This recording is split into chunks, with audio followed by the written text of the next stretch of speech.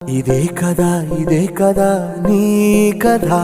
ముగింపులేనిదై సదా సాగదా నీ కంటి రెప్పలంచున మనస్సు నిండి పొంగిన ఓ నీటి బిందువే కదా నువ్వెతుకుతున్న సంపద ఒక్కొక్క జ్ఞాపకానికి 100 ఏళ్ల ఆయువుందిగా ఇంకెన్ని ముందు వేచనో అవన్నీ వెతుకుతూ పదా మనుష్యులందు నీ కథ మహర్షిలాగా సాగదా మనుష్యులందు నీ కథ మహర్షిలాగా సాగదా